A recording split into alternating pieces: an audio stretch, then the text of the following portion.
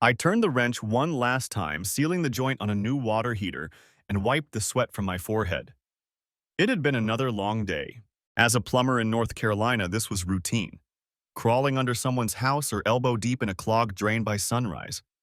I took pride in fixing things with my hands, but there are things you can't fix with a wrench. It was late afternoon when I steered my pickup truck onto our gravel driveway in Johnston County. Our house was a modest single-story home, a bit worn around the edges, much like my marriage. The front yard grass needed cutting, and a couple of my kids' bikes lay on their sides near the porch. Usually, the sight of those bikes made me smile, thinking of Ethan and Chloe racing each other. But that day, a strange heaviness sat in my chest. I pushed open the front door. "I'm home," I called out, dropping my tool bag by the entry.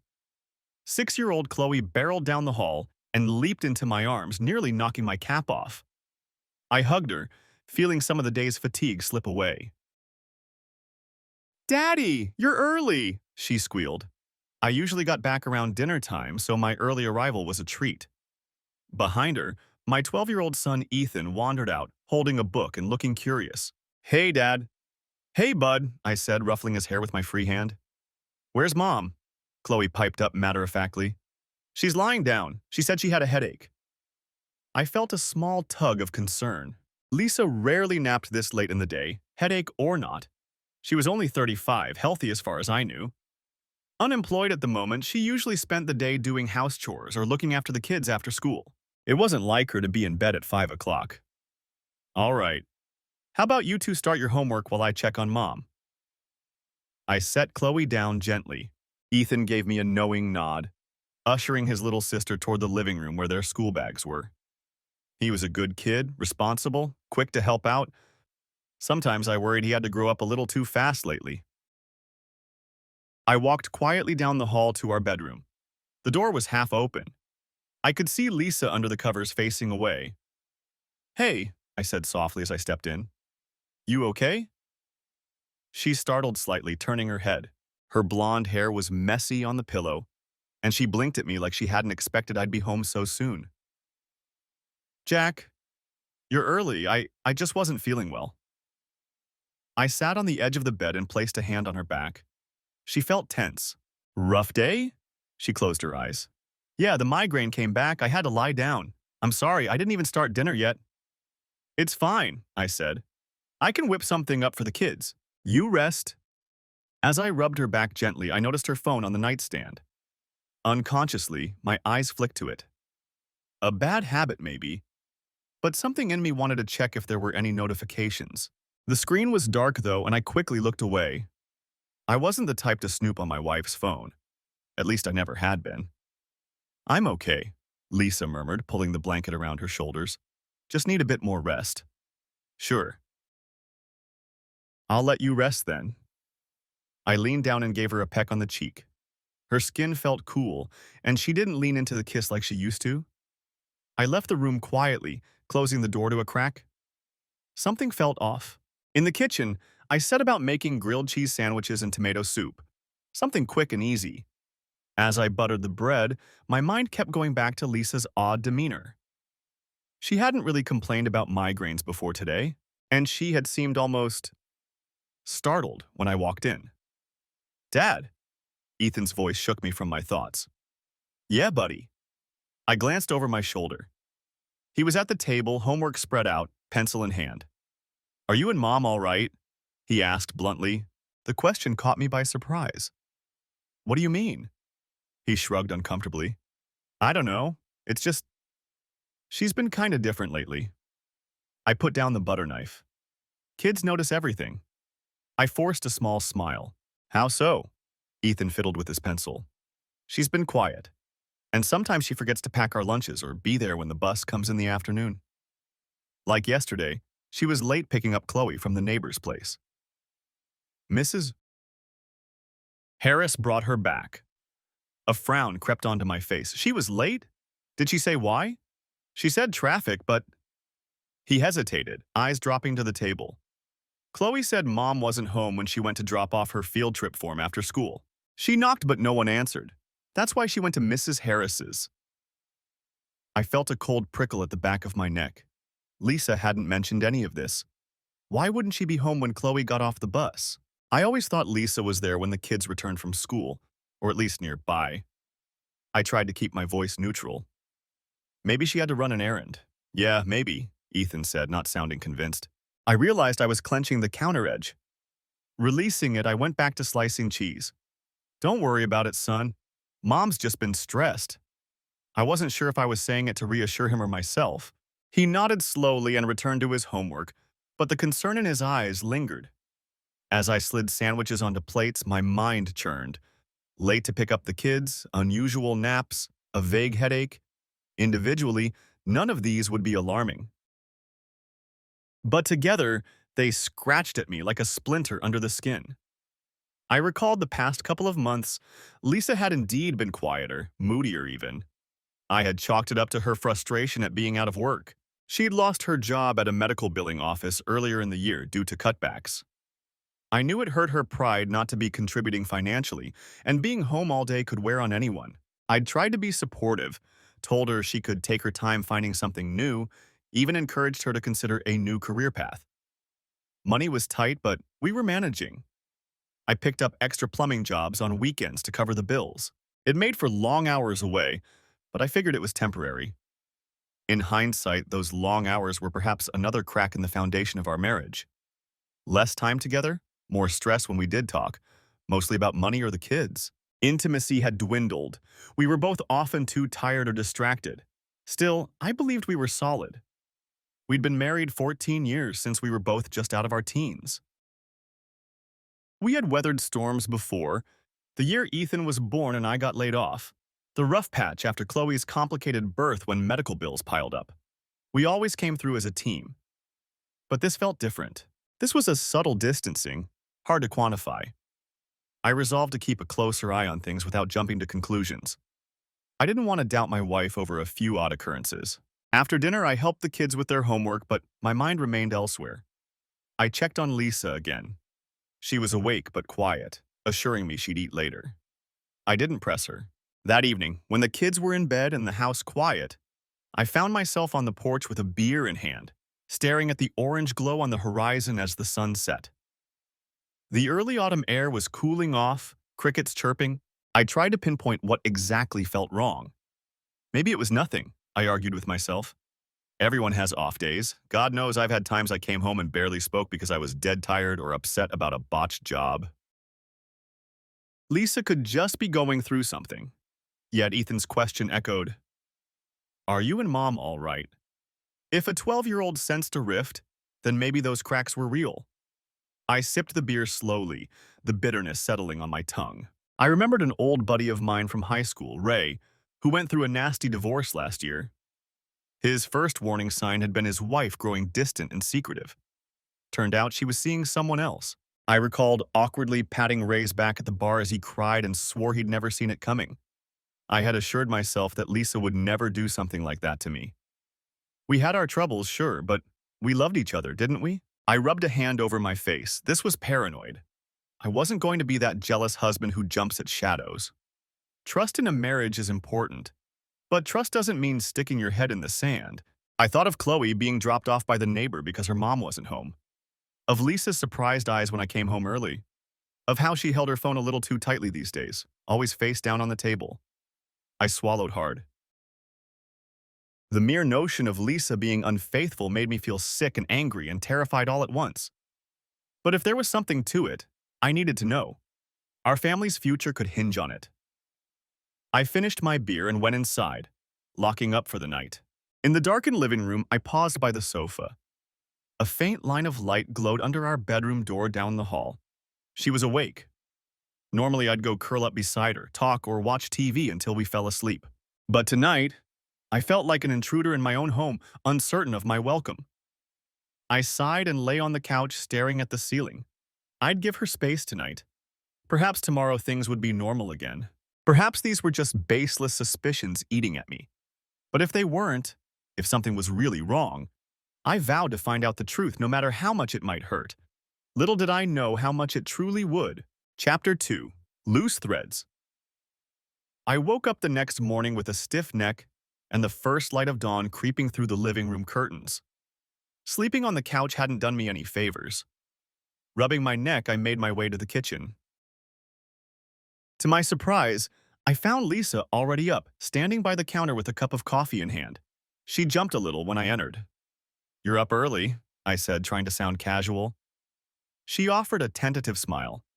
"Couldn't sleep much. The headache's gone, though." She gestured to the fresh pot of coffee. "Made some. Want a cup?" "Yeah, thanks." I took a seat at the small kitchen table as she poured me a mug. For a moment, neither of us spoke. She was in her robe, hair still tousled, eyes downcast toward her coffee.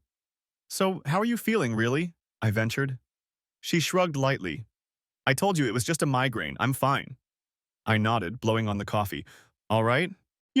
If something's bothering you, other than a migraine, you can tell me." I tried to keep my tone gentle. She looked up at me, her blue eyes wary. For an instant, I thought I saw guilt flicker there, but she quickly looked away. "I'm just tired, Jack. Tired of being stuck at home, tired of feeling like I'm not contributing. It's nothing you've done. I'm just in a funk, I guess." I reached across the table and put my hand over hers. It felt colder than usual. "I get it. You've had a rough year, but we're a team, remember? We get through tough times together." She gave a weak smile. "I remember." She squeezed my hand back, and for a second I felt a rush of relief. Maybe I was overthinking last night. "Maybe," I suggested, "you could take some classes or something while you're looking for work. You always talked about finishing your degree." Lisa sighed and withdrew her hand to cradle her mug. "Maybe. I don't know if that is what I need right now."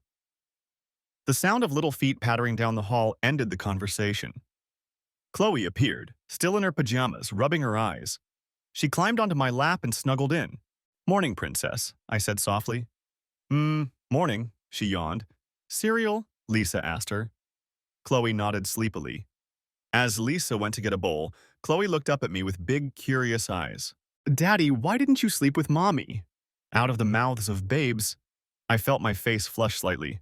"I was just watching TV late and fell asleep on the couch, sweetie." "That's all?" Chloe accepted the answer with a shrug, but I noticed Lisa's back stiffen. She remained quiet as she prepared the cereal.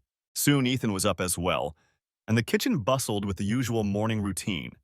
Cereal, toast, a scramble to find a missing shoe, packing lunches.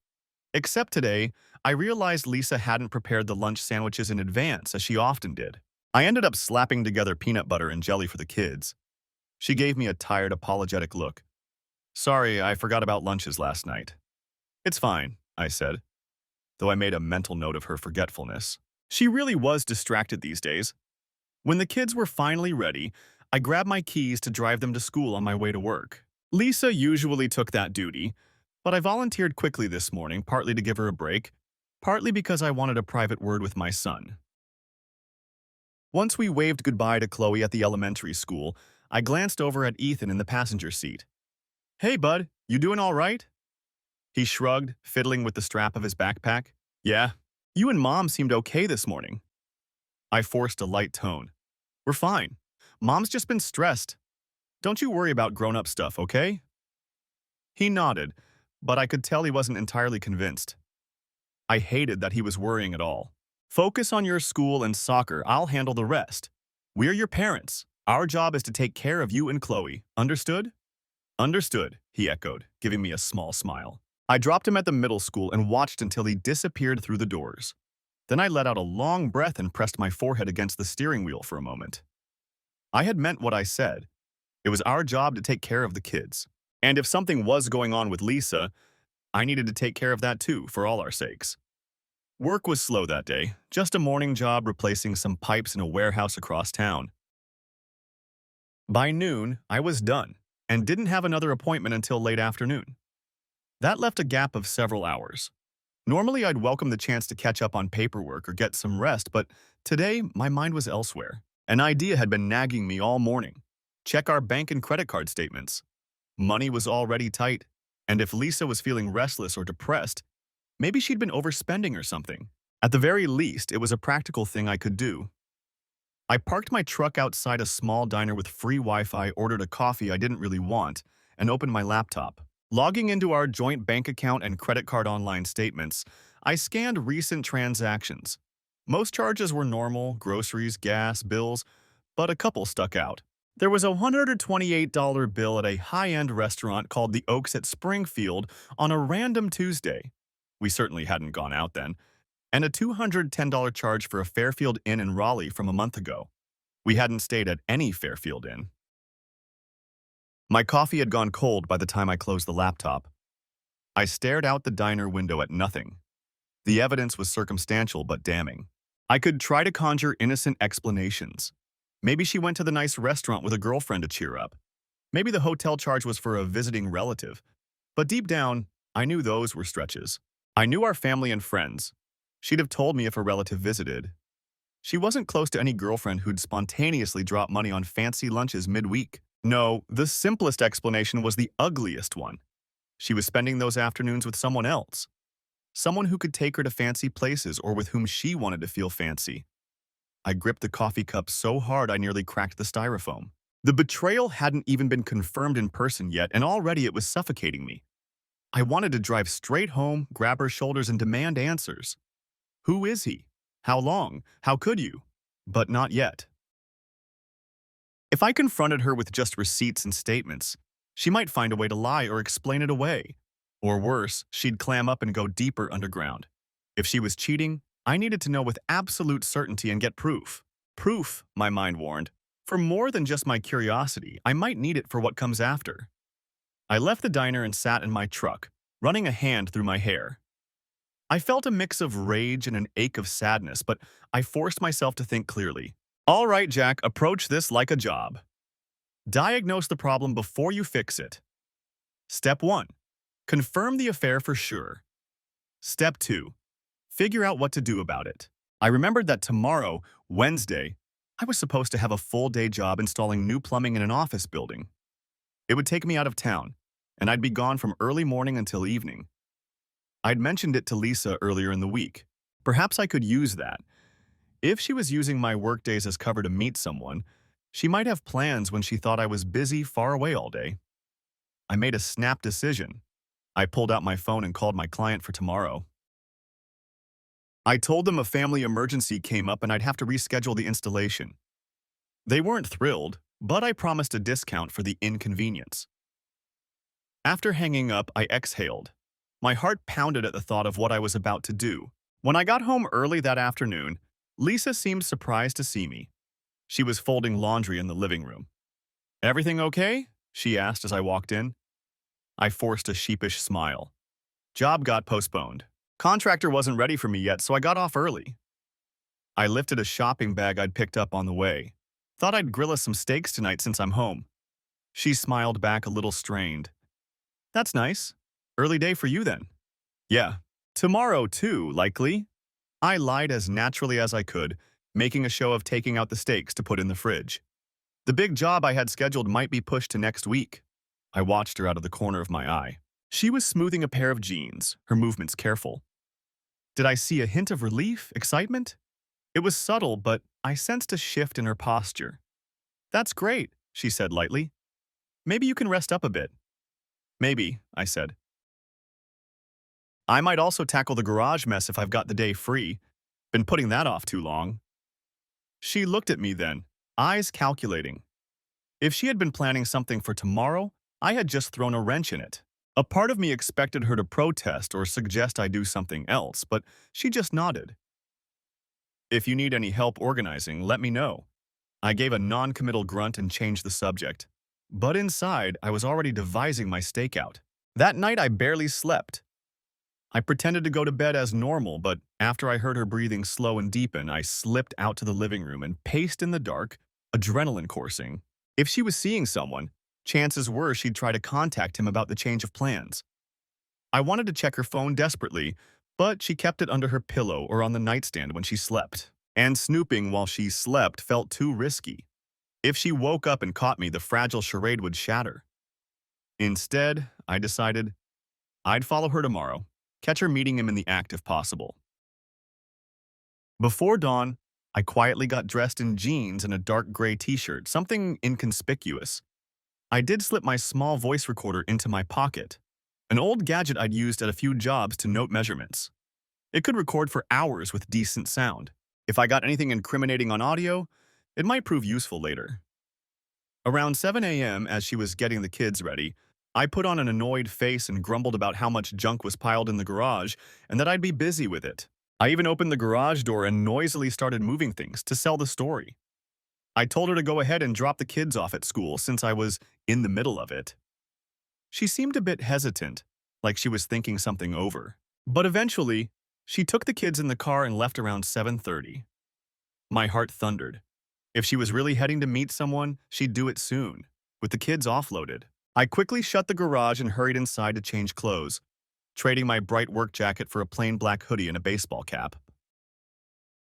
I grabbed my keys and a wallet, and within 10 minutes of her leaving, I was in my truck following the route from our house toward town.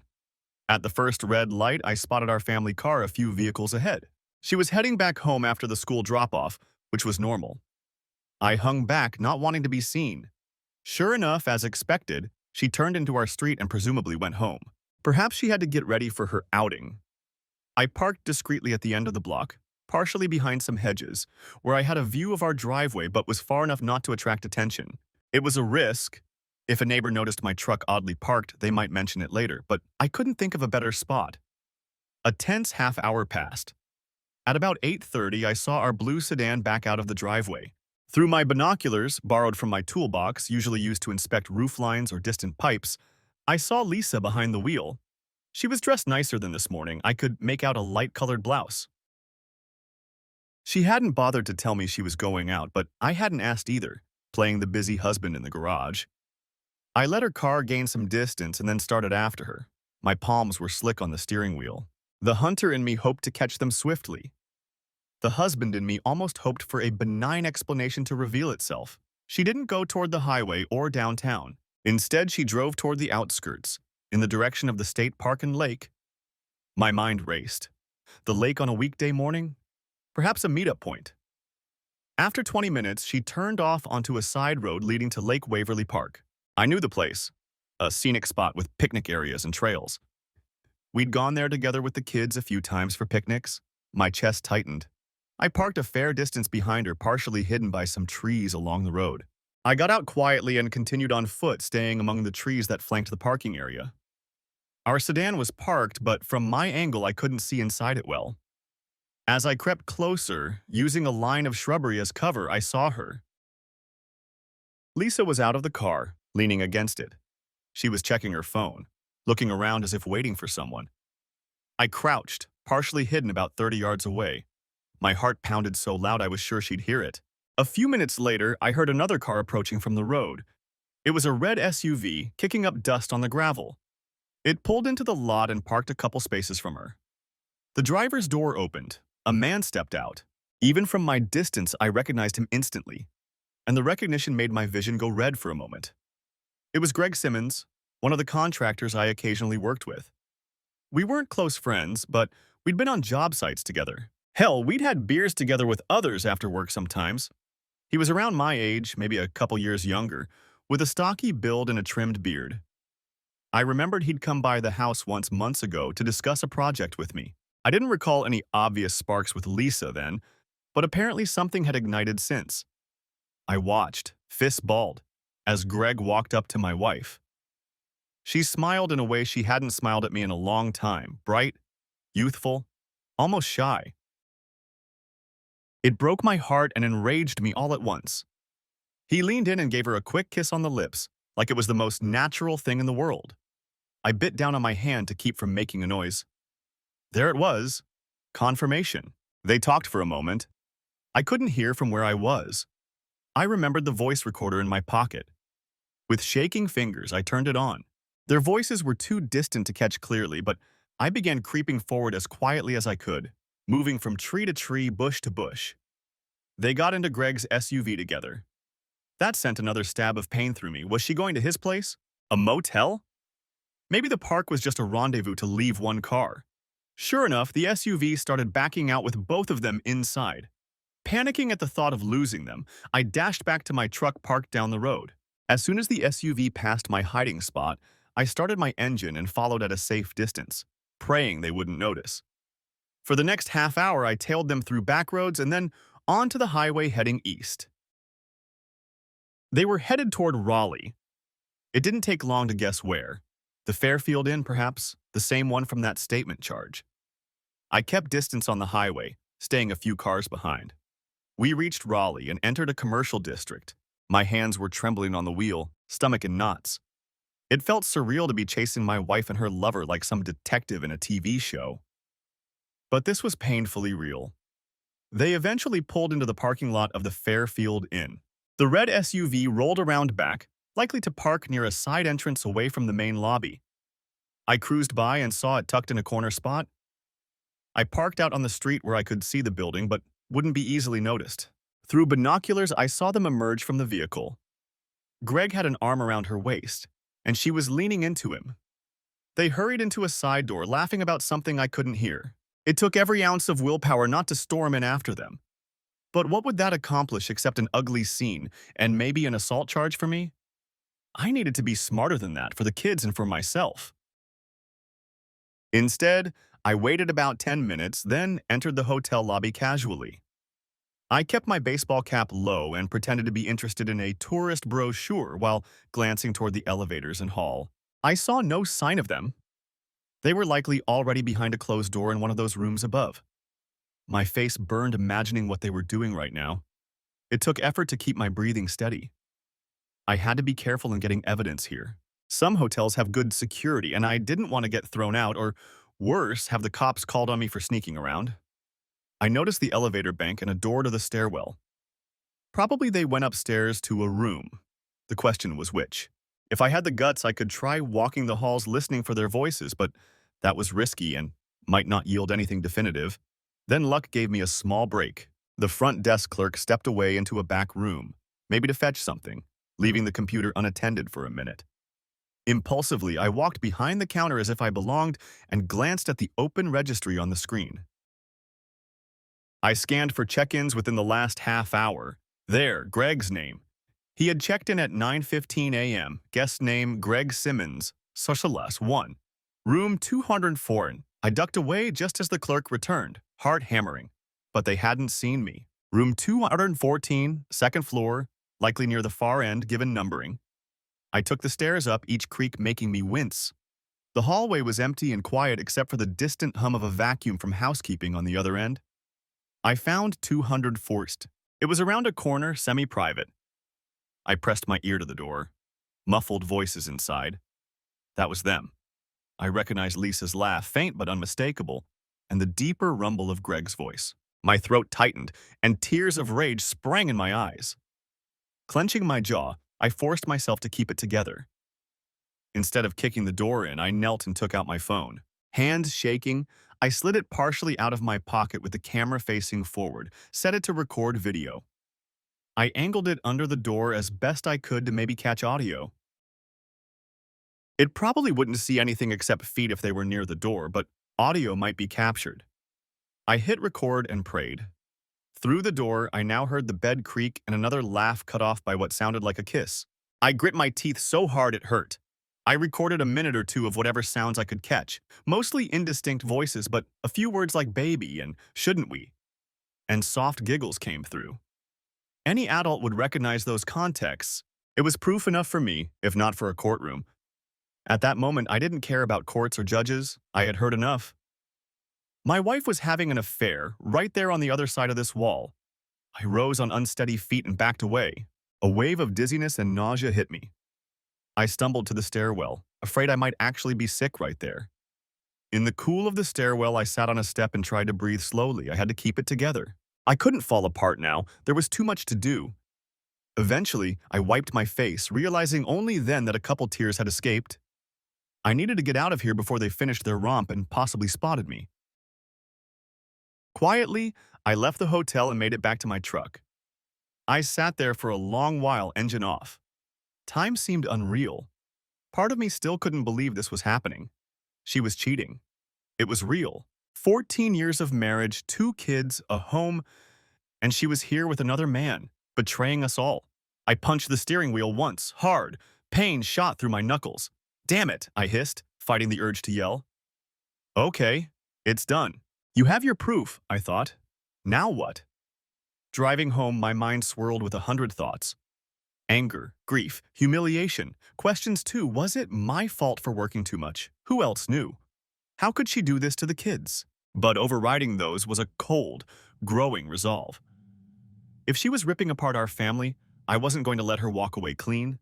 She had made a choice, and choices have consequences. By the time I reached Johnston County again, I had already decided. I wasn't going to confront her today.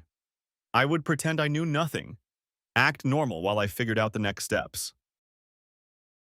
I needed a plan for the kids, for our finances, and for whatever reckoning was due.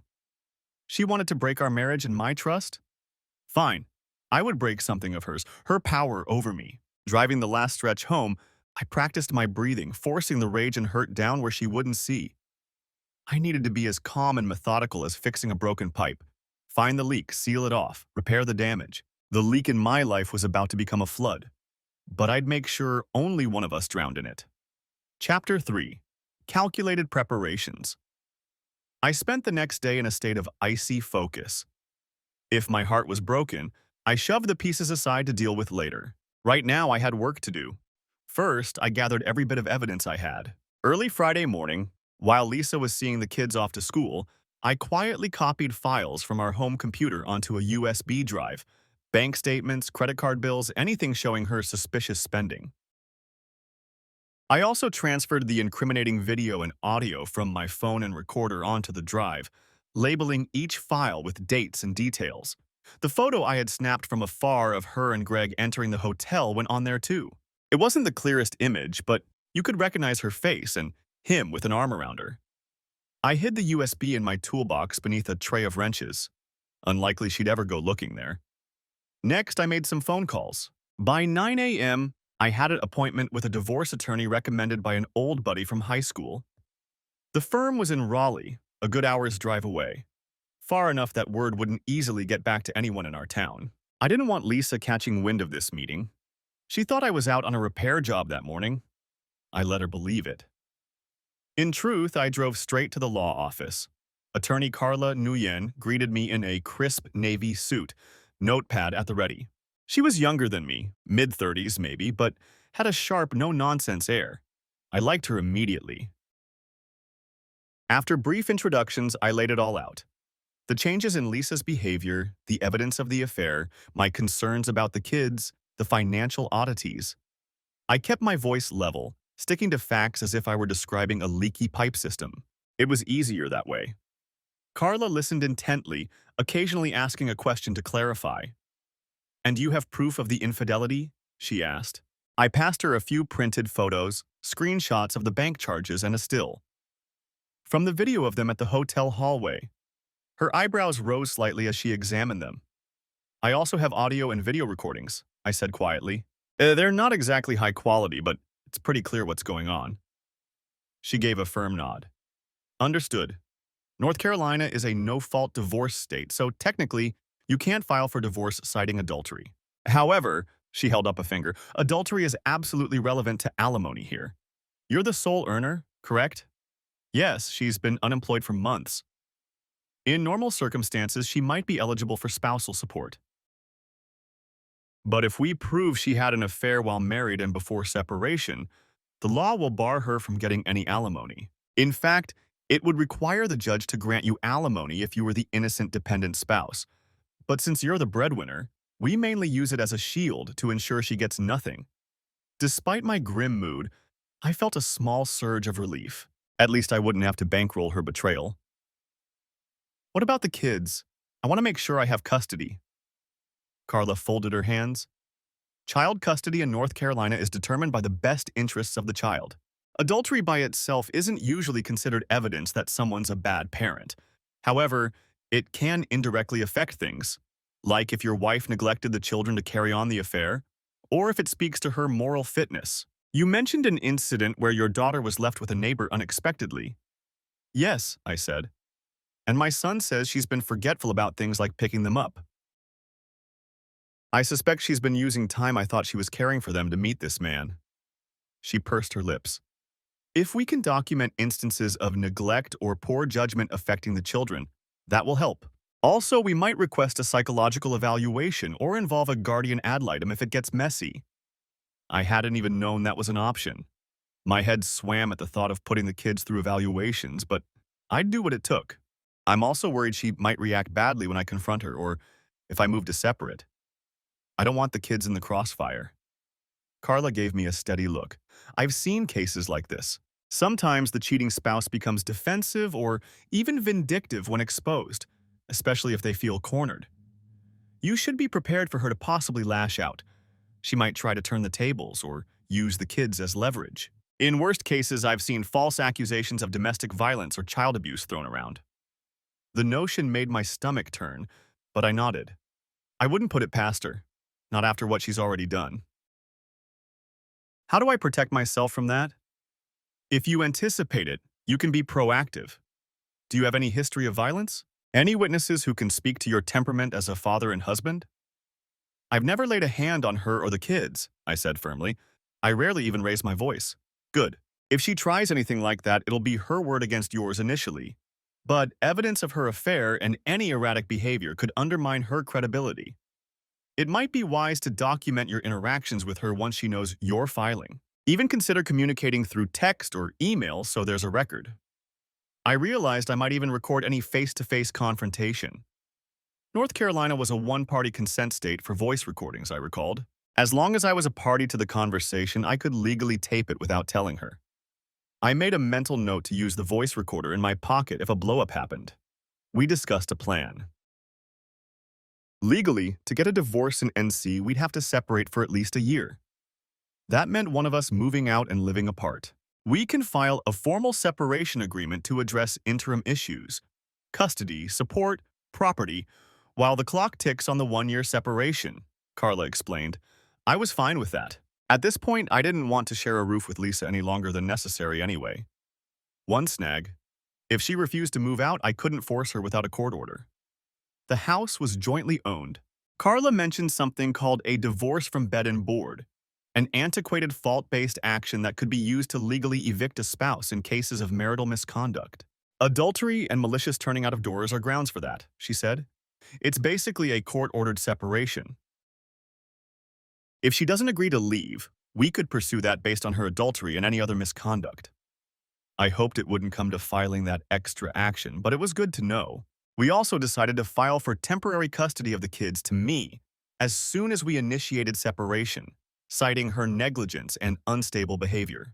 If I could show evidence that she'd been neglectful or that she might not put the kids first, affair during her childcare hours, etc., the court might grant me primary custody during separation.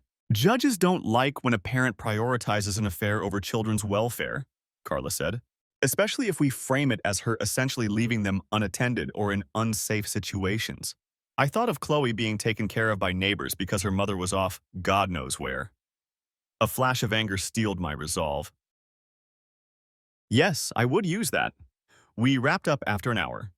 The plan was, I would try to get proof of any more incidents of neglect if possible, then confront Lisa and ask her to leave the house. We'd present her with a proposed separation agreement. Basically, she leaves quietly, and I keep custody and assets minus a reasonable portion to her, since I wasn't out to rob her of basic fairness just to protect myself. The agreement would stipulate no alimony due to her infidelity. If she signed, it could make the next year simpler. If she doesn't sign? I asked. Carla gave a thin smile. Then we litigate. We file a formal complaint for divorce from bed and board and for custody. And we unleash whatever evidence we must to ensure you retain the kids, and she gets as little as possible. We can also consider civil action against the paramour. North Carolina still allows you to sue for alienation of affection or criminal conversation in some cases. That's if you want to go after the other man. I hadn't even considered that yet. Suing Greg for alienating my wife's affection. It was an old-fashioned law, but apparently still on the books. It tempted me for a moment as a way to hit back at him too. But the idea of a drawn-out court case for that felt exhausting on top of everything else. I'll think about it, I said. My priority is the kids and making sure she can't hurt them anymore. Understood. Carla gathered her notes. One more thing. Finances. Do you have joint bank accounts or credit cards? Yes, both. Be mindful of those.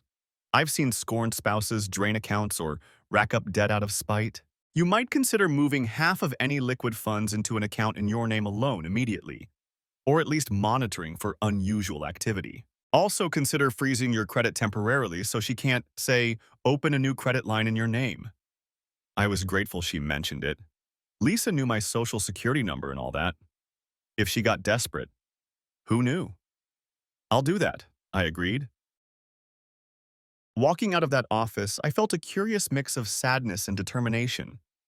Sadness that it had come to this, talking about evicting my wife from our home and using evidence like weapons. But determination because it was the only way to protect my family from further harm at her hands. On the drive back, I called my brother Mark. He lived 2 towns over. We weren't super close, but we talked occasionally. I figured I'd need some personal backup too. As soon as he answered and I started explaining, my voice nearly cracked. Saying it out loud to the family made it painfully real. Lisa's been cheating on me, Mark. He was silent for a heartbeat, then exploded. What? You're kidding.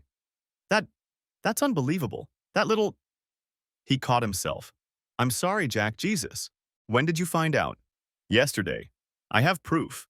It's with a guy I know from work, if you can believe the damn cliche. I sighed, trying to control the emotions swelling in my throat. I could use your help. I'm going to confront her soon, ask her to leave. I might need someone to watch the kids on short notice or even be around in case things get ugly. You got it. Whatever you need, Mark said firmly. You want me to come over tonight? Maybe this weekend. I'm thinking tomorrow I'll talk to her. Kids will be at a friend's birthday party in the afternoon, which might be a good window. Mark agreed to be on standby and we hung up. I hated having to involve others in my mess, but I knew I'd need witnesses and support if Lisa went off the rails. That evening at home was tense. I felt like I was defusing a bomb while the timer counted down. Lisa, oblivious to the impending confrontation, went about her usual routine. In fact, she was almost cheerful. Perhaps, after spending time with Greg, she was in a buoyant mood. The hypocrisy made me sick, but I held my tongue. She chatted about some show she watched on TV, asked about my job in the morning. I just said it went fine. I responded with non-committal hums. I must have seemed distracted. Twice she asked if something was wrong. Just tired, I lied. Been a long week, she offered to rub my shoulders, a rare gesture these days.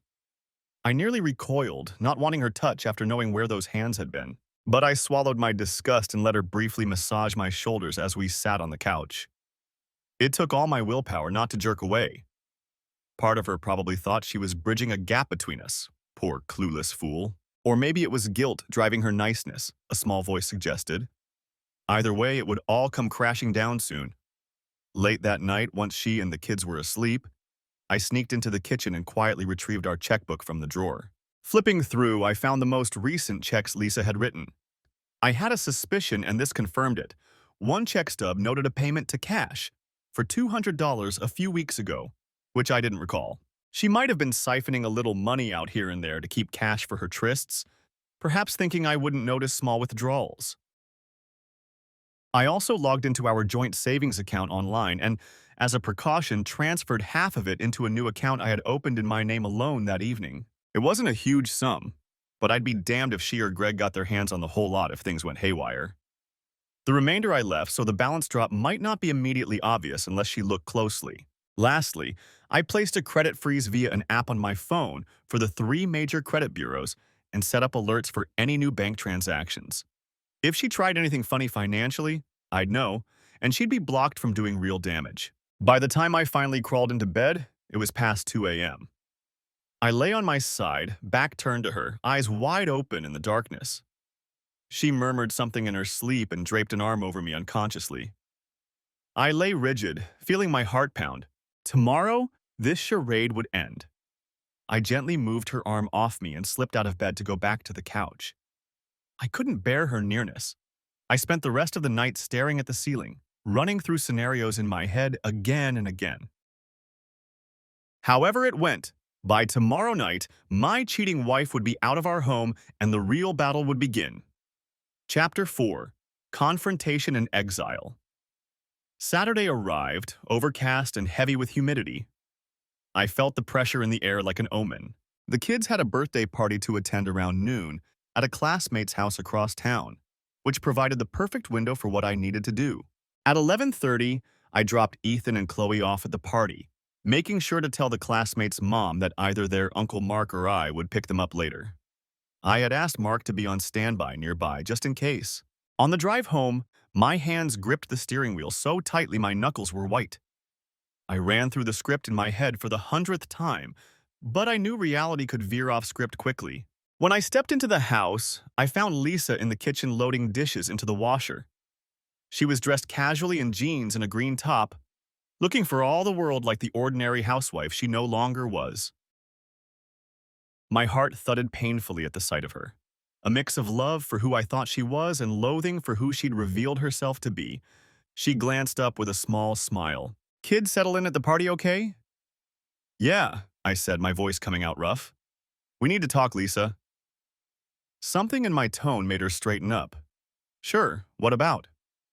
"Let's sit down." I gestured to the kitchen table. She wiped her hands nervously on a dish towel and followed me. We sat opposite each other. I realized I was still wearing my baseball cap from earlier. I took it off and set it aside, trying to steady myself. My mouth felt dry. "Where do I start?" I muttered, then decided direct was best. I looked her in the eye. "I know, Lisa." She blinked. "Know what?" I held her gaze, mustering every ounce of calm. I know you've been cheating on me." The color drained from her face so fast I thought she might faint. She opened her mouth, a small gasp of air but no words. I continued before she could recover. "I know about you and Greg." I practically spat his name. "I know you've been seeing him behind my back, going out to hotels, fancy dinners, lying to me and the kids. I know." Her eyes went wide, then instantly narrowed. "Well, what are you talking about?" she stammered. But her voice lacked conviction. "That's crazy, Jack. Who's Greg?" I almost felt pity at how poorly she feigned ignorance. Almost. I shook my head slightly. "Don't insult my intelligence. Greg Simmons. Red SUV works construction. Ring any bells?" I saw the recognition in her eyes and tears immediately sprang to them. She covered her mouth with her hand. "Jack, she started, voice muffled behind her fingers. I pulled out my phone, tapped the screen a few times, and slid it across the table. "Play," I said. With trembling hand, she pressed the video I'd queued up. It was the silent footage of her and Greg in the hotel hallway, his arm around her as they slipped into the room. The date and timestamp I'd added on the bottom glowed like a neon indictment. She watched, eyes filling, then pushed the phone away like it burned. It's not what it looks like," she choked out. A bitter laugh escaped me. "Not what it looks like? It looks like you, my wife, sneaking into a hotel with another man. Enlighten me, Lisa, what is it if not that?" She started to sob, covering her face. "I'm sorry," she wailed softly. "I'm so sorry, Jack." I felt a flare of anger. All this time preparing and now she just says, "Sorry." It wasn't enough. "How long?" I asked coldly. She shook her head, sniffling. "A few months. I never meant to hurt you." I had to clench my jaw to not yell. "You never meant to hurt me? You're kidding, right? What did you think would happen? You'd have your fun and I'd never find out? And we'd keep playing happy family while you screwed around?" She flinched at my harshness. "Don't you dare talk to me like that," she hissed, swiping at her tears. "You think it was easy for me? Stuck at home feeling like a failure? Greg listened to me. He appreciated me." I raised a hand sharply. "Stop, just stop. I'm not interested in your excuses or your self-pity. We are far past that." My voice was ice. "You betrayed me. You betrayed our children." At the mention of the kids, she sobbed anew. "I love our kids," she wailed. "Did you love them when you left Chloe stranded? When you were off with him and forgot to pick her up?" I shot back. Her eyes widened. "I never forgot. I arranged for Mrs. Harris to watch her for an hour. You lied to me about it," I said. "You lied over and over. The kids may not know what you did, but they knew something was wrong. Ethan has been worried sick about us. Did you know that? A 12-year-old noticing his mom acting weird and his dad sleeping on the couch. You put them through hell these past months, all for what? For Greg's sweet nothings?" She looked stricken, guilt written plainly on her face. "I never wanted to involve them. I tried to keep it separate. Well, congratulations, it's not separate anymore. It's all crashing together now. I leaned back, trying to maintain control. My heart was hammering and I realized my hands were shaking slightly. I took a slow breath. Here's what's going to happen, I said, measuring each word. You are going to leave this house today. Jack, she started, eyes wide in panic. Please, can't we? No. My voice was like a door slamming. No, we can't. I am done. We are done. I've already seen a lawyer. I saw her flinch at that. Good. I'll be filing for a legal separation first thing Monday morning. Frankly, I could file for divorce from bed and board right now to have you thrown out for adultery, but I'm giving you the chance to go willingly. She stared at me, disbelief and dread mixing on her face. You talked to a lawyer? Yes. And you might be interested to know what I learned. I crossed my arms. In North Carolina, a cheating spouse who's financially dependent gets no alimony. Zero. So don't expect a damn dime beyond what the court forces me to give for child support, which, by the way, I intend to fight for full custody, so you might not even get that. Her face crumpled. Full custody. You can't take my babies from me, Jack. She reached across the table as if to grab my hand, but I pulled away. You already took them from yourself, I replied, voice thick with disgust. You think any judge will choose a mother who leaves her kids with neighbors to sneak off to motel rooms over the father who's been working to provide for them and can give them a stable home? I doubt it. She stood up abruptly, her chair scraping. They'll never believe you. You have no proof I neglected the kids, and I am their mother. The courts favor mothers. Everyone knows that, she said desperately, as if reciting a mantra. I have evidence of your affair, I said calmly, also rising to my feet. It's not directly about the kids, but it shows where your priorities have been. I also have Ethan and Chloe's own words about incidents you'd conveniently hidden from me. You really want this to go to a fight? Because I will. I'll drag your shiny new boyfriend into court too, expose everything. She looked at me with a sudden spiteful glint. You've been gathering evidence? What, are you spying on me now? Sneaking around recording things like some criminal? I met her gaze evenly. I did what I had to do to uncover the truth you were hiding. You don't get to play victim here. You invaded my privacy, she shouted, anger overtaking her sorrow now. I'm the mother of your children, and you're treating me like a criminal. Behave like one. Get treated like one. I snapped. I hadn't meant to say it, but it slipped out. Her jaw dropped. I am not a criminal. I made a mistake, but I'm not some evil person. Adultery is actually a crime in this state, I said with cold irony. Look it up. Not that anyone prosecutes it these days, but it shows what society thinks of what you did. She seemed momentarily at a loss for words, then her eyes flashed. Fine, yes, I screwed up, all right? I hurt you. But we have 14 years, Jack. Are you really going to throw everything away without even trying to work through it? We could go to counseling. I could cut off contact with him. We could try to repair this for the kids' sake, at least. I saw genuine fear and regret in her expression. For a second, the part of me that had loved her for so long wavered. Could we salvage anything for the children? But then the image of her laughing in that bastard's arms and of my daughter's confusion when her mom wasn't there after school crashed back into my mind. My voice hardened. It's too late. You didn't just have a one-time mistake. You carried on for months, lying to my face day in and day out. That's not something I can forgive. The best thing for the kids now is a stable, honest environment. That's with me, not with you living some double life. Tears streamed down her cheeks. Jack, please, pack a bag, I said, cutting her off once more. Go stay wherever. His place, your parents. I don't care. But as of today, you're out of this house. She shook her head in disbelief, sobs hiccuping through her words. You're kicking me out? I have nowhere to go. This is my home. I have a right to be here. Not anymore. If you won't leave, I'll make it legal and have you removed. Don't test me on that. She stared at me, perhaps realizing how serious I was. Her expression then turned strangely calculating through the tears. You can't watch the kids all by yourself and work full-time. How will that even work? You need me. I'll manage, I said. I have family. I have savings to hire help if needed. We'll survive. And frankly, having you out of our daily life might be better than having a distracted, deceitful parent around. She winced as if slapped. That's a horrible thing to say. It's a horrible thing to have to say, I replied, then sighed. Look, we can do this civilly or we can burn it all down in court. If you care about the kids at all, you'll choose the civil route. Take some time, get yourself together. Maybe in a while we can figure out a co-parenting plan that actually works, but for now, I think you should go. Her shoulders slumped in defeat. The fight seemed to drain out of her, replaced by despondence. What about the kids? What do we tell them? She whispered. A knot formed in my chest. We'll say Mom and Dad need to live apart for some time. We'll figure out details soon. I won't lie to them entirely, but we don't have to dump the whole truth on them at once.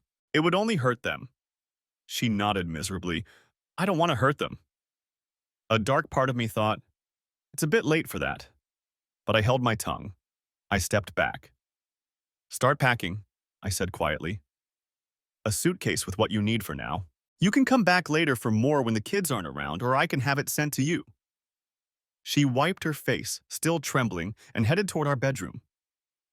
As she passed me, she paused, reaching out to lightly touch my arm. Jack, I truly am sorry. I never wanted this to happen. I pulled my arm away, not roughly, but firmly.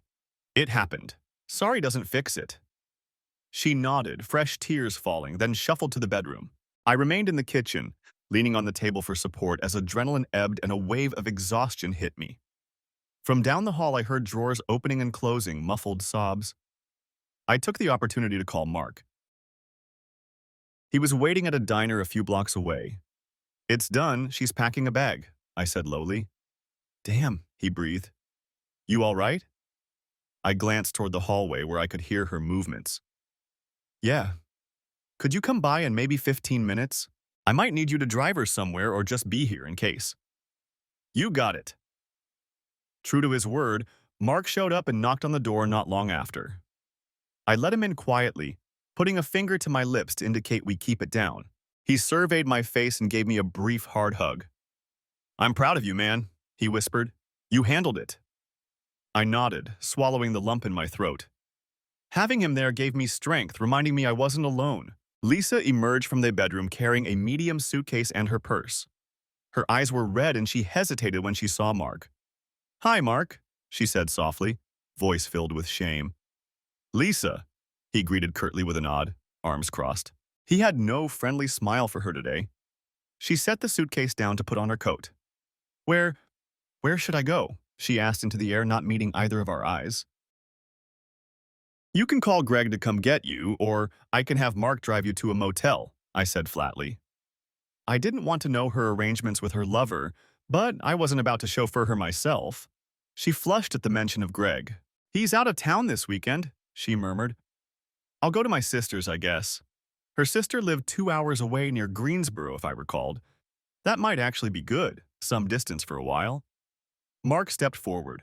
I can drive you to Greensboro if you need, he offered stiffly, clearly not thrilled but willing. Lisa shook her head quickly. No, I can drive myself. She looked at me with a fearful expression. The car! It hit me. The family sedan was titled in my name, but we considered it hers to use. I wasn't about to leave her stranded. Take it, I sighed. We'll sort out whose car is whose later. Just go. Another nod. She picked up her bag, then hesitated, eyes flicking toward the kids' bedrooms. Tell them I love them, and that I'll see them soon, okay? Please. I didn't respond, just looked away. Mark answered gruffly. They'll know. Realizing she'd get nothing more from me, Lisa moved to the door. She paused on the threshold, casting her eyes around the living room, the family photos on the wall, the home we had built. A strangled sob escaped her. Then she walked out, dragging the suitcase behind her. I followed to the porch, making sure she actually left. She loaded the bag into the trunk and got into the car. For a moment, she just sat there, head on the steering wheel. I stood on the porch with Mark at my side, arms folded. Eventually, she started the engine.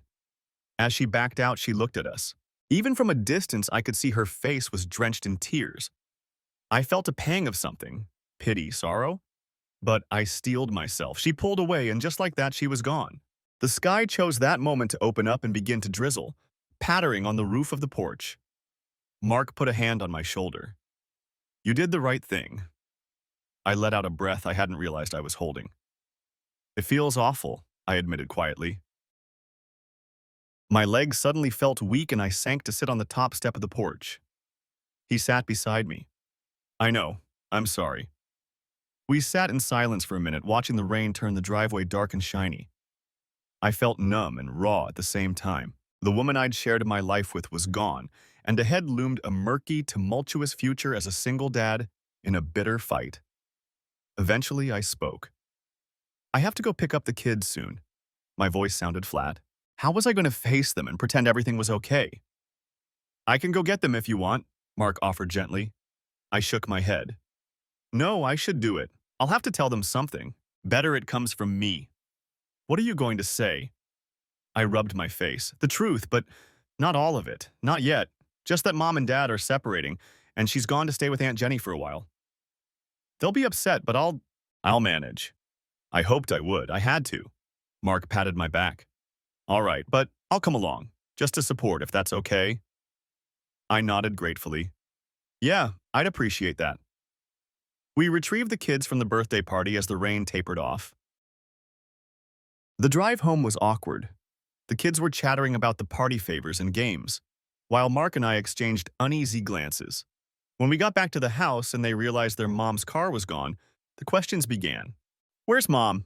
Chloe asked, looking around as if Lisa might pop out from behind a door. I crouched down to her level, taking her tiny hands in mine. Ethan stood behind her, silent and watchful, sensing something big. Sweetheart, I began, my throat tight. Mom had to go away for a little while. Go away? Where? Why? Chloe's face scrunched up in confusion. I felt my own eyes sting, but I steeled myself. Mom and Dad, we haven't been getting along lately. You know that, right? Ethan nodded slightly, face solemn. Chloe just stared, not fully understanding. We decided that it would be better if we live apart for some time, I continued. Mom went to stay with your Aunt Jenny in Greensboro. Are you getting divorced? Ethan asked bluntly, his voice wavering. I sighed and put a hand on his shoulder. We're separating.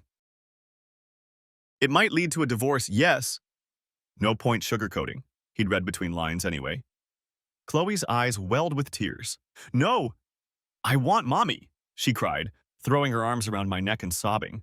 I want her to come back. That knife of heartbreak twisted inside me. I hugged her close, my own tears slipping out despite myself.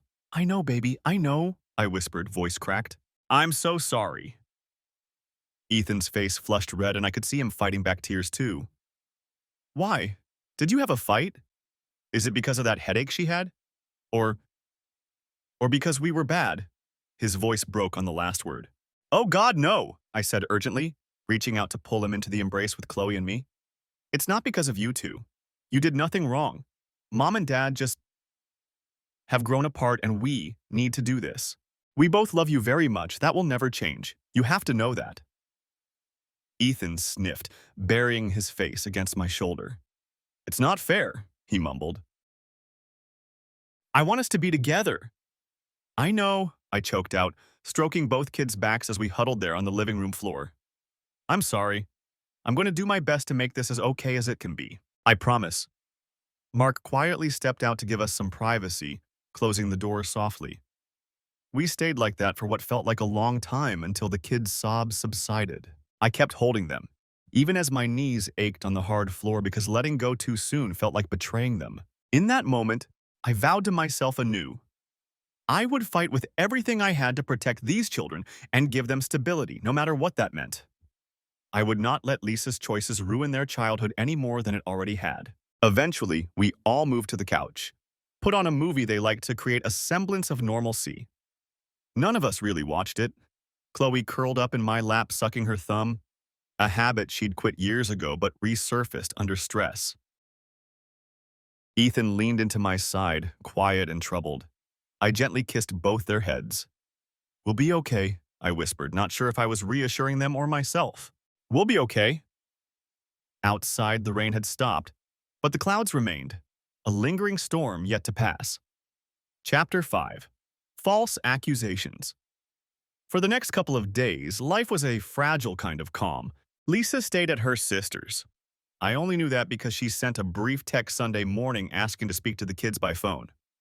I allowed it on speaker, monitoring to ensure nothing upsetting was said.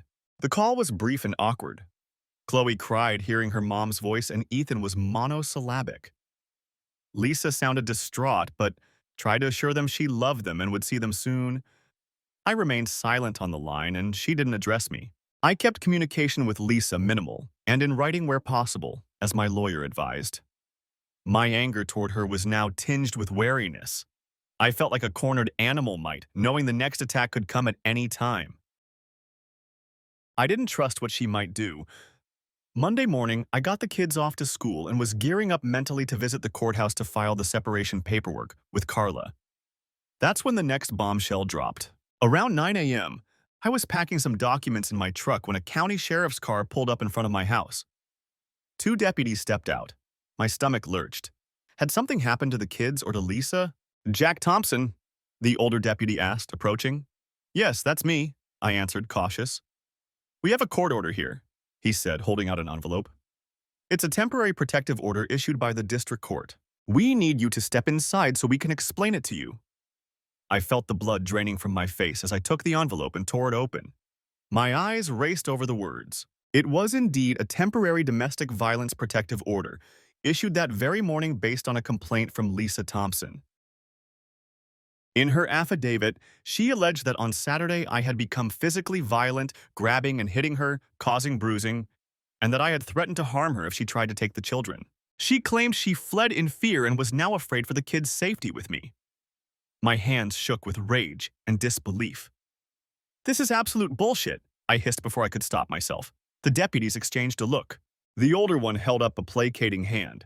Sir, we're just here to serve the order and ensure compliance. According to this, you are to vacate the residence immediately and remain at least 100 feet away from Mrs. Thompson and your children until a court hearing set for next week. It also grants temporary custody of the children to Mrs. Thompson. I stared at him in horror. She wants... No way. She's lying. I never laid a finger on her or the kids. She's the one who... I bit back what I was about to say, knowing it wouldn't help to spill the affair details to the deputies. You'll have a chance to contest this at the hearing on Friday, the deputy said firmly. But for now, it's a court order. That means you need to leave the premises. You can take some personal belongings. We'll have to arrange for the children to be turned over to their mother's custody as well. She's not even in town, I snapped. She's in Greensboro. How are they supposed to be turned over? He pointed at a clause. Indeed, the order stated I must surrender the children to her or a law enforcement officer upon service of the order. My head spun.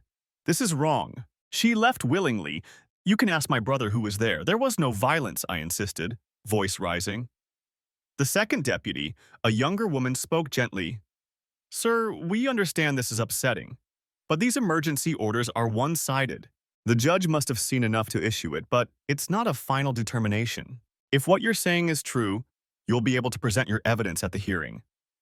I realized then, Lisa must have gone to court first thing this morning, telling whatever fabricated tale needed to portray herself as a domestic violence victim. In ex parte hearings, the accused doesn't get to be there. It's shockingly easy to get a temporary order with a halfway plausible story. A red mist of anger clouded my vision. After everything, she was now trying to paint me as the villain? To snatch the kids from me using lies? I took a deep breath, forcing myself to focus. Getting angry at the deputies would do no good. I'll comply, I said stiffly. May I call my attorney and my brother? I want someone here to take the kids until their mother arrives. I don't want to hand them to some stranger. The deputies allowed me to make those calls. Mark said he'd be over immediately, and Carla, my attorney, was livid on my behalf. This is a common tactic, unfortunately, she said. Do nothing to violate that order. Leave the house, stay away from Lisa and the kids until the hearing. We will demolish her claims in court. My kids, I began, voice cracking as reality hit. If I had to stay away, that meant I couldn't even see my children for the next 4 days until the hearing. I know, Carla said gently. I'll do everything I can to get that order dismissed and the children back with you. Just hold tight and stick to the law. Let your brother or someone you trust take them for now, if possible. rather than them going directly to her this minute. I hung up and went inside under the deputy's watch. My hands felt numb as I packed a quick bag of clothes and essentials. Mark arrived soon after, breathless and furious, but he kept his cool in front of the officers. He agreed to take the kids after school to his house. We managed to arrange that he, as their uncle, would assume temporary care until Lisa could get them. Since she was 2 hours away, it made sense to everyone for him to hold them until she came back later in the day. That small concession was the only relief. The kids wouldn't immediately be handed to her. Mark would also get a chance to talk to them before she did. As I locked up my own house, now forbidden to me, I felt like I was living someone else's life. The humiliation and helplessness was like a physical weight on my chest. The deputies escorted me off the property. I wasn't under arrest. I was just effectively exiled by a judge's stroke of a pen. Before leaving town, I swung by the school, being careful to remain in my truck at the curb, as I wasn't sure if the 100 feet rule meant I couldn't go in. I called the administration office and informed them that Uncle Mark would be picking up Ethan and Chloe after school for the next few days. I gave them his contact and, mindful of the order, said I was out of town on an emergency. No need to mention the ugly details yet.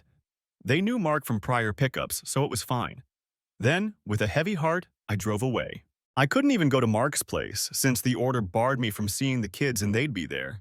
So I checked into a motel on the outskirts of town. That night in the motel was one of the lowest points of my life. I sat on the lumpy bed staring at the popcorn ceiling, feeling the walls closing in. In 2 days, I had lost my wife, and now, even if temporarily, my children, all due to her treachery. I called Ethan on his new cell phone. I'd gotten him a basic one for emergencies, just to hear his voice. I knew contacting him wasn't violating the order as long as I didn't go near them physically or try to take them, but I still felt nervous. I kept it brief and upbeat, saying I had to go away for work for a few days unexpectedly. He sounded subdued, but said they were okay at Uncle Mark's.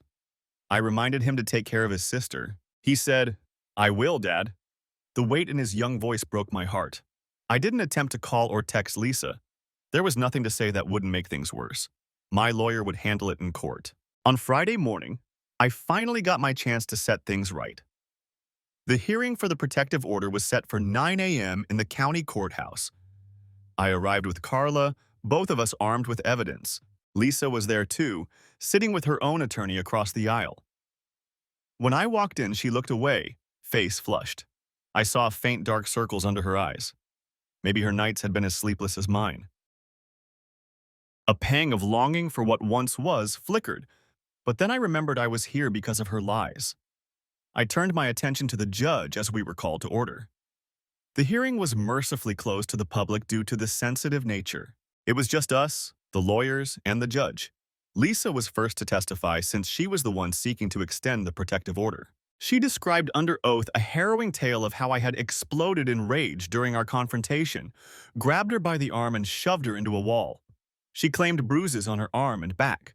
She painted herself as terrified, saying she fled with whatever she could carry because she feared I might hurt her worse or even turn on the children. As I listened to her lie, my fists clenched under the table. Carla had prepped me to stay calm, no matter what was said, and I did, but it was one of the hardest things I'd ever done. Her attorney held up a couple of photos, close-ups of some purplish marks on her upper arm and one on her shoulder blade. I squinted. If they were real, I hadn't put them there. Could she have bruised herself intentionally? Or had Greg done it at some point and they were repurposing them as evidence against me? When my turn came, Carla first called Mark as a witness. He testified that he was present during our Saturday conversation and that it was intense, but non-violent. He swore that I never touched her and that she left voluntarily with her suitcase. The opposing lawyer tried to paint him as biased, being my brother. Mark bristled, but answered steadily, "I have no reason to lie.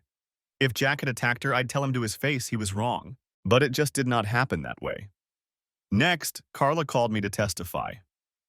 I told the court calmly about the confrontation, how I had indeed been angry but remained in control, how I asked her to leave for a separation. I admitted I raised my voice but absolutely denied laying a hand on her or threatening harm. Finally, Carla noted that the bruises were not documented until days later, casting further doubt on her story. Lisa had not contacted law enforcement or medical personnel about any injuries until filing on Monday, which was telling. After nearly an hour of testimony and arguments, the judge took a short recess to deliberate. I sat there, adrenaline making me jittery, as Lisa stared down at her hands, her face a mask of worry. When the judge returned, his decision was swift and scathing. "Ms. Thompson," he said, looking at her, "I find your account to have significant inconsistencies. The audio evidence and witness testimony provided by the respondent strongly contradict your claims of physical abuse on the date in question. You did not seek immediate help or document your alleged injuries in a timely manner. Therefore, I do not find sufficient evidence to continue this protective order." He signed a paper and continued. "The temporary order is dissolved as of now. Custody of the children will revert to status quo ante, which appears to be primary care by Mr. Thompson since the separation." I closed my eyes briefly in relief as a weight lifted off my chest. My name was cleared in that courtroom. Lisa looked utterly shattered. Whether from guilt, shame, or anger, I couldn't tell. She wiped a tear and nodded meekly as the judge's ruling sank in. As we exited the courtroom, her lawyer was whispering something urgent to her, likely about damage control. Lisa glanced at me across the hall, eyes red and pleading. "Jack, I'm sorry," she croaked softly. I shook my head, feeling more angry than ever. "You nearly cost me my kids. Don't speak to me," I said, voice low and cold. Carla touched my arm, guiding me onward. "Let's go get your children," she said with a small smile. By noon, I had my son and daughter back in my arms. We met Mark, who had taken them out for pancakes, in the parking lot.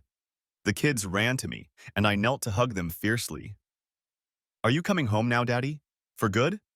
Chloe asked into my shoulder. "Yeah, sweetie," I choked up. "I'm back, and you're coming home with me." Ethan looked at me searchingly. "Does that mean we're not going with Mom?" I exchanged a look with Mark, then managed to say, "For now, you'll stay with me, Mom." Mom agreed that's best for right now. He seemed to accept that, and relief visibly washed over his face. We drove home, our home, together. As I unlocked the door and they bounded inside, dropping their school bags, I inhaled the familiar scent of our house and felt a deep sense of gratitude to have it filled with my kids' presence again. I knew the war wasn't over. Custody and divorce proceedings were still ahead, and Lisa had shown she was capable of vicious tactics. But she had overplayed her hand, and now, with the protective order debacle, she had shot her own credibility in the foot. Carla assured me this stunt would greatly bolster my case for permanent custody. That evening, after I tucked the children into bed, they fell asleep almost instantly, exhausted by the turmoil of the last few days. I sat alone in the living room. The silence was peaceful for once, not oppressive like the motel. I realized then that my reputation, at least in the eyes of those who mattered, was intact. My brother and attorney never doubted me. The court now had officially vindicated me from her false claims. Even if some neighbors or acquaintances heard whispers of a restraining order, I had paperwork to show it was dismissed as unfounded. She had tried to paint me as a monster, and instead ended up painting herself into a corner. I allowed myself a tight smile in the quiet dark. One battle won. But there were more fronts to cover, and I suspected Lisa's next moves could involve money or other machinations, given how this attempt failed. She had lost face in court. I doubted she would try that same tactic again. But a wounded animal can be unpredictable. I thought of the financial anomalies I'd uncovered, and what else might be lurking. There was still the matter of those forged documents or debts perhaps in my name. I had a feeling another storm was on the horizon, but I was ready to meet it head-on. I had to be. For my kids' sake and for justice, I would see this through to the end. Chapter 6. The Unraveling. True to Carla's prediction, Lisa did not attempt any more stunts involving the children after the restraining order fiasco. Perhaps she knew she was on thin ice with the court. We proceeded with the formal divorce and custody case, though her lawyer quickly indicated that they'd prefer to negotiate a settlement rather than face a judge again with her credibility so damaged. In the weeks that followed, a tentative routine emerged. The kids stayed with me full-time. Lisa was granted supervised visitation once a week at her sister's home in Greensboro. which she exercised only a couple of times, perhaps too ashamed to face the family under their judging eyes. She barely contacted me except through lawyers. I thought the worst was behind us. But one afternoon, about a month later, I discovered the final secret that Lisa had been hiding, one that would truly seal her downfall. It started with a phone call from First Piedmont Bank, a regional bank we'd never used. The call came to my cell while I was fixing a sink at a client's house. "May I speak with Jack Thompson?" a polite woman's voice asked. "This is Jack." "Mr. Thompson, this is Cynthia from First Piedmont Bank's loan department. I'm calling regarding your home equity loan application. We need you to sign the final papers in person. Would you be available this week?" I nearly dropped my wrench. "Excuse me? What loan application?" The woman sounded surprised. "The home equity line of credit you applied for last month for $30,000. We have most of the documentation, but we still need your personal signature and presence. Your, wife already signed at the branch in Raleigh." My mind raced. I had not applied for any loan, certainly not with a bank I don't even use. And Lisa, she had signed? In Raleigh? A chill crept over me. I remembered that I had indeed placed a freeze on my credit after confronting her, but perhaps the application was started before that freeze fully took effect. Or maybe as a joint loan, her credit was primary. This had her fingerprints all over it. Likely an attempt to pull cash out of the house behind my back. My throat tightened as I realized she must have forged my signature on the initial application forms. I fought to keep my voice calm. "Thank you for calling. Can you tell me when this application was submitted?" She checked.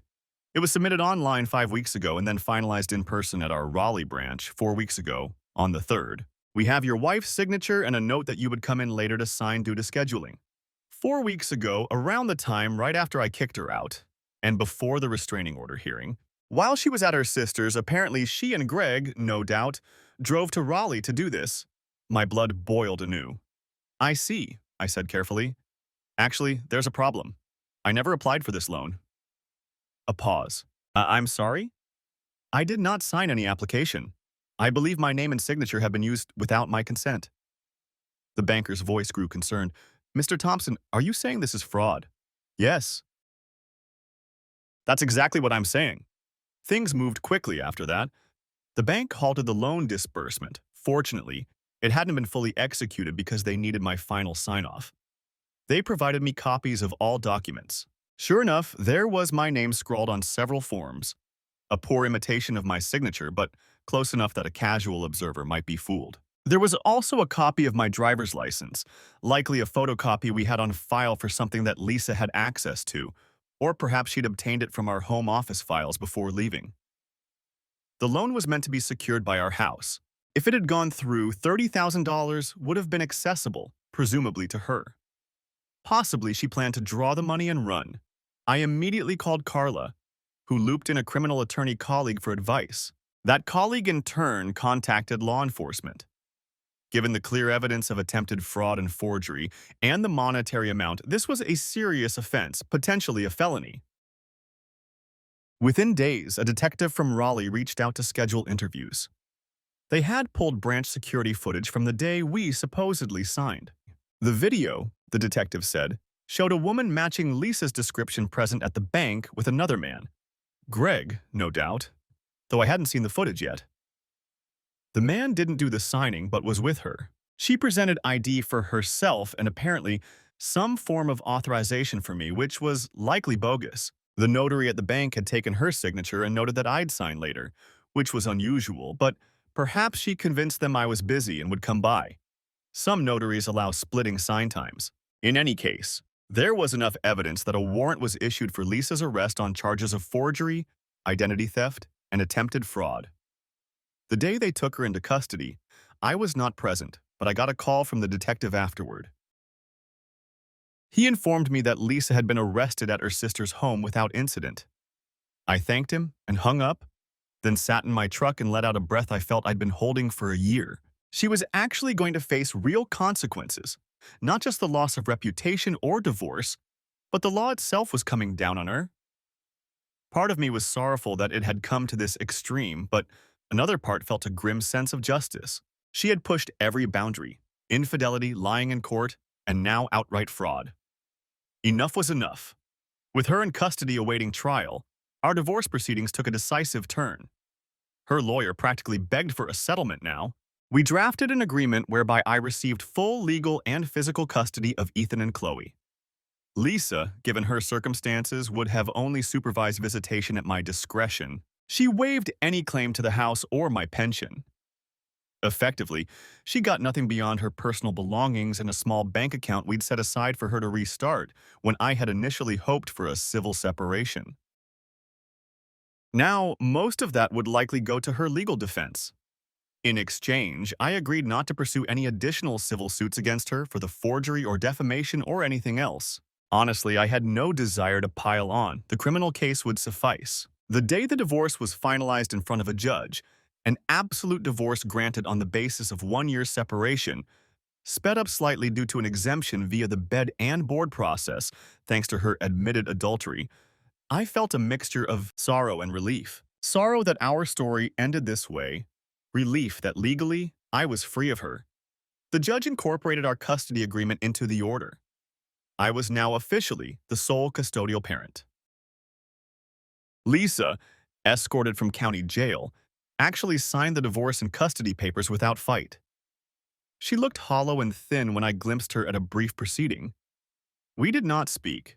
A month later, Lisa pleaded guilty to reduced charges of forgery and fraud as part of a plea bargain. She avoided a long prison term, receiving instead a suspended sentence of 2 years and 5 years of probation, plus an order to pay restitution to the bank for the costs incurred. The felony on her record would make her life difficult for some time, jobs, credit, all tarnished, but that was the price she had earned. The day of her sentencing, I chose not to attend in person. I had no desire to see her led away in handcuffs or to hear her apologize to the court.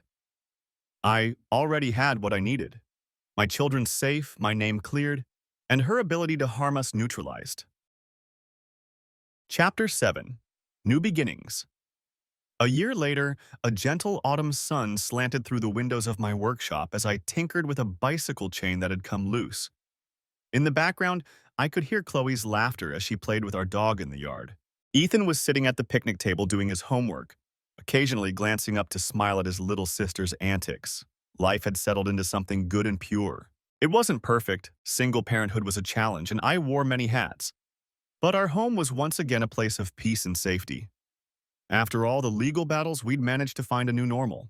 The kids had been through counseling and were resilient. They understood, in broad strokes, that their mother had made grave mistakes. I never badmouthed Lisa to them, but I also didn't hide the fact that she'd broken the law and broken our trust. In age-appropriate terms, they knew she wasn't coming back to live with us and that for now, any contact with her was limited and supervised.